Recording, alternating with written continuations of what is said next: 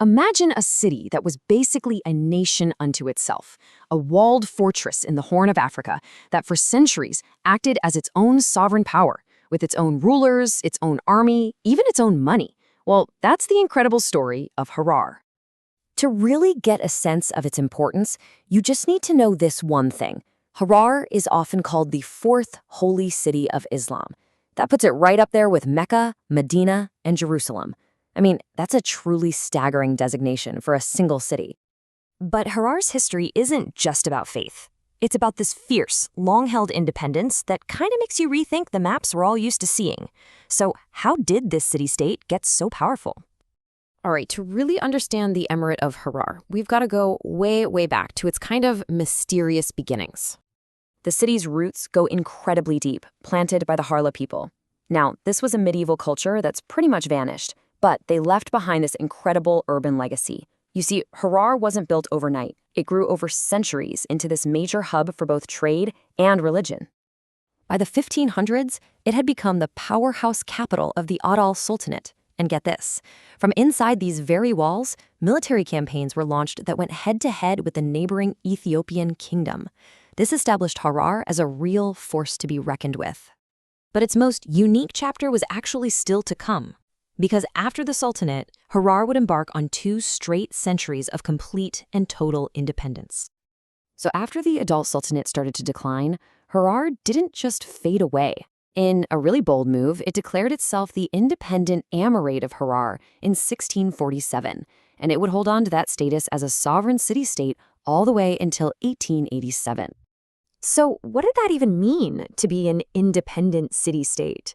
What was life really like inside this world protected by those famous walls? This is really the key to understanding Harar. It functioned with all the authority of a modern nation. It was just, condensed into a single fortified city. I mean, think about it. It had a line of rulers, the emirs, who held total authority.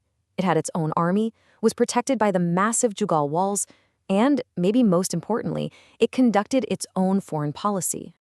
And maybe the most powerful symbol of its sovereignty was this. Harar minted its own currency. We're talking gold, silver, and copper coins. That is a huge deal. It made it one of the very few states in pre-colonial Africa to have its own money, a clear declaration of economic independence. And its independence wasn't just about the economy. Harar was a diplomatic player on the world stage. It hosted the very first British, Egyptian, and Turkish embassies in the entire region. Just think about that for a second. Major world powers were setting up formal relations not with some huge empire, but with a single powerful city. Inside the walls, life was absolutely buzzing. The city was famous for its unique stone houses, its incredible density of mosques and shrines, and its bustling markets selling coffee, textiles, and spices. It was a true cosmopolitan center that attracted travelers like the famous British explorer Richard Burton, who actually risked his life to enter the city in disguise. But you know how these stories go. This unique era of independence couldn't last forever. The world outside Harar's walls was changing rapidly, and new, powerful forces were definitely on the rise. The end really came in stages. First, a decade of Egyptian occupation. And even though Harar managed to get its independence back in 1885, it was a fragile victory. A new, far greater threat was emerging right on its doorstep, the rapidly expanding Ethiopian Empire. This really set the stage for a clash of 2 different worlds.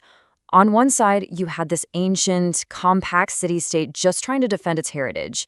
And on the other, a modernizing empire determined to unify a vast new territory under its control.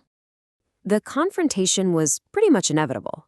In 1887, at the Battle of Chilenko, the forces of Emperor Menelik II decisively defeated Harar's last emir. And just like that, 2 centuries of formal independence came to an end. But was that really the end of Harar's story? Not at all. Annexation was a political change, sure, but you can't just erase a culture that's been built over nearly 1,000 years. Even after becoming part of Ethiopia, the city held on fiercely to everything that made it unique. The Harari language is still spoken today, and its distinct Islamic traditions and culture continue to thrive inside those ancient city walls. And this rich history has gotten some major global recognition. In 2006, the walled city, the Jagal, was declared a UNESCO World Heritage Site, preserving its legacy for the entire world to see.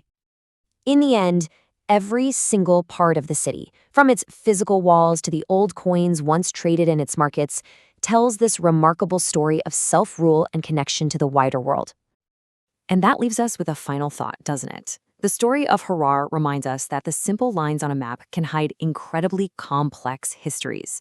It makes you wonder, how many other independent worlds like Harar have been folded into the larger nations we know today?